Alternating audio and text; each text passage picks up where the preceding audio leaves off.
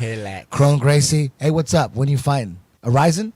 Right now. I am negotiating, so I'm on the contract and I'm negotiating. So Maybe UFC? we'll see. I don't know. We'll see. Ooh. I maybe mean, I ONE like FC? I like Ryzen. You know, I think that fighting in a 10-minute round and the rules, you know, that they kick you in the face, you know, the ring. I like those rules more. So, and like they pull out yellow cards if you stop fighting, and they pull out yellow cards for anything. You start arguing with the Japanese people, they'll pull out a yellow card. Wait a minute, I take that back. You know what you got that most Brazilian Jiu-Jitsu fighters today don't have in MMA is you have a serious lethal closed guard.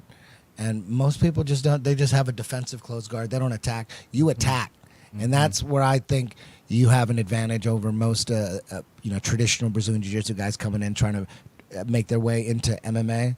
Is you got that closed guard. You're pulling guard already. You understand. That was an accident. That was an accident. I didn't mean to pull guard. That was an accident. It just happened to be that way. I was never planning that. But it doesn't matter. Like there's going to be guys. You're a smart guy. There's going to be guys you can't take down. The higher you rise, the more chance there's going to be a guy you can't take down. But it doesn't matter for you because if you can't take him down, you're going to pull guard. You're fine. Right? Yeah. It goes back to the beginning. You know, I'm always trying to find the answers that are going to keep me safe and alive and the truth. There's a lot of beast wrestlers, man. And I train with those beast wrestlers, and I train with those beast boxers, and I train with those beast everything. And I'm trying to formulate something that's going to be the best possible. You know, I'm an artist, and I like to make it easy and make it the right way and put my chips on what's going to really be there for me instead of putting chips in something that might not be there for me later. You know, so I've always been like that with my jiu-jitsu, and I always stuck to what I believed in, and now it's all paying off. And I mean, I'm just in search of the truth from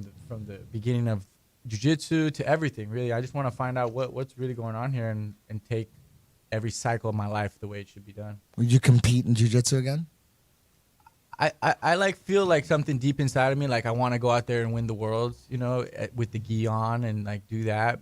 I think that I have that feeling, but I also don't like it's like I want to go there and just prove it, but it's like guys are not trying to fight no more. You know, nobody's trying to fight in a IBJJF tournament, 10 minutes. Nobody's trying to fight. You know, it's a game. And it's like, dude, get the hell out of here with this little game. I'm trying to see what's up. I'm trying to see if you're better than me. Let's see. There's this thing called how are we gonna see if the you're Eddie holding Bravo on my Invitational? Yeah. You ever heard of that? Yeah, I heard about that. Might be fun. And I heard there's some new slapboxing stuff too. That sounds interesting. Yeah. Jiu-jitsu with the little palm strike in there, just to keep it a little more honest. Yeah, you know? I think that's cool. I think just generally, I'm not into jiu-jitsu anymore, like competitively to watch. And I'm not like looking at anybody. And I'm like, so that's like, if there's a fight for me that's somebody who's like really good, you know, then that makes sense. But to fight guys who are not trying to fight, it makes no sense for me. I'd rather fight MMA, have the same training camp, just as hard, and make way more money than fight in something that isn't going to give me any money. I'm going to work my ass off, and then I'm going to get there, and the guy's going to hold my sleeve for 10 minutes. I mean, I'm not talking about Eddie Bravo or Metamoris or all these other things. I'm just talking about in general. Yeah, I get it. But if I were to compete, I would do something like Eddie Bravo or do something like Metamoris or do something like the world. Who knows? I really don't know. I go by intuition and I go by feel, and I'm like, right now I'm like out of contract. I want to fight again, but I also don't want to fight again. I want to prove myself. I mean, I don't have anything to prove to myself. I already know what I'm capable of in every situation.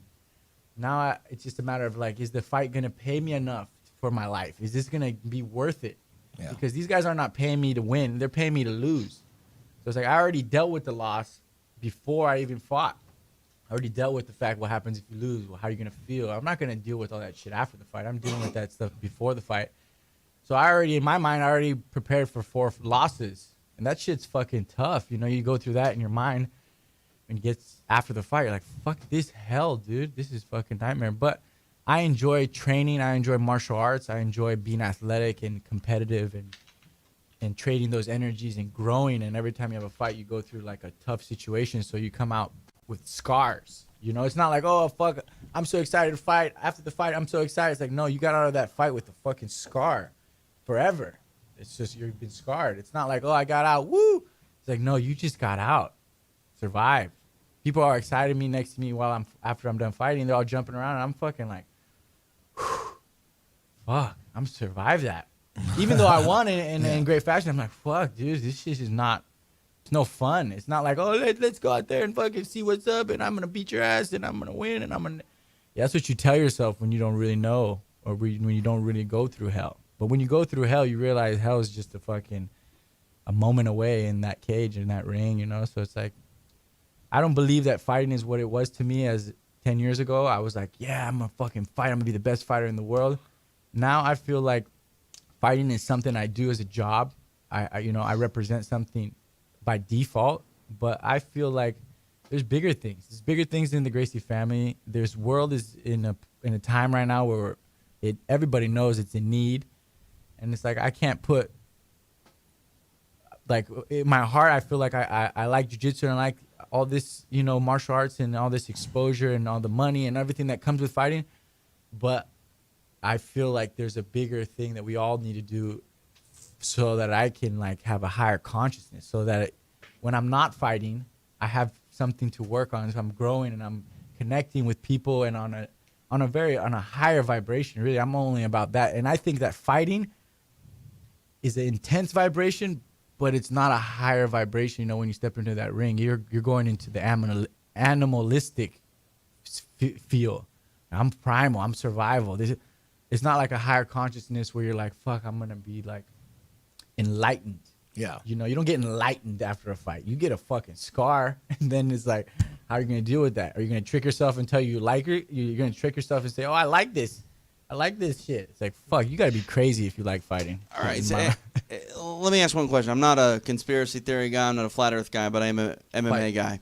That's where I've spent my entire life in broadcasting, essentially. So let me ask one MMA question, Kron. Yes. You talk about fighting and preparing for fighting, yes, and the scar. And to me, I hear pressure. That's what I hear. And I had a chance to interview you before your first MMA fight, and obviously a lot of the focus then was, fighting for the Gracie family, fighting and representing that name. Your father, the most famous Gracie in a lot of ways, worldwide, most respected, I think, the undefeated record, the legacy of Rickson.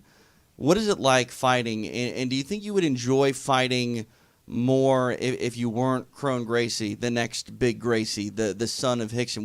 Would this be better if you were Kron Anderson? It is what it is, and I am who I am because I am who I am throughout my life. But I'm done believing that I'm Kron Gracie and I'm this character, and I have to fit into this character every day, 24/7, to live my life. I believe that I play this character. I'm born into this character, but I'm a higher consciousness. I'm part of something much greater. I just chose to live this life in this way. So the pressure was like my whole life. When I was a little kid, listening to my dad and the manipulation and the pressure, I got tricked into becoming a martial artist and fighting. It was like my brother passed away right at the time, and right before he passed away, he's like, go do jiu-jitsu, and like pushing me, and then he passed away. So I'm like, fuck, I have the pressure now, not only on my brother, but on my father. I'm the only son.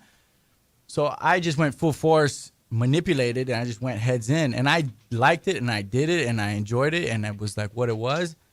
And then I got to a point where I realized I was killing myself trying to live up to my father's expectations and up to my brother's expectations, which don't matter. What matters is how I feel. I know my brother loves me. I know my dad loves me. And if they don't because I do or don't win, then fuck them. It doesn't matter. But I know that doesn't matter because they love me no matter what. My brother, he's looking down on me no matter what I'm doing is good. My dad the same way. But I think that now, after competing my whole life, I get to a point with fighting that I'm like, I have no pressure, actually. Right now, I have the least pressure I ever had. That's why I feel like I don't have to fight.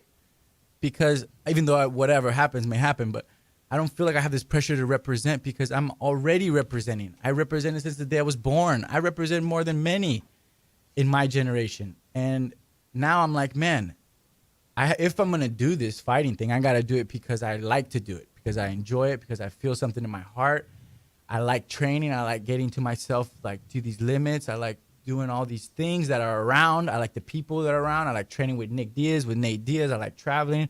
I like having free time. So I like everything around fighting, but I don't like the actual fact of going into a ring and fighting for my life, period. I will, I will do that because I'm not afraid of it. I'm not afraid of myself. I'm not afraid of my opponent. I'm not afraid of dying. I'm not afraid. I go with my life. I go with what I need, but it's not the pressure. I've already passed that. Right now, I feel no pressure. That's why I feel like I don't have to do it, and I don't feel like I owe shit to nobody. So because I'm so free, I have a chance to see like what the fuck does it make me feel good? What makes me feel good in my life?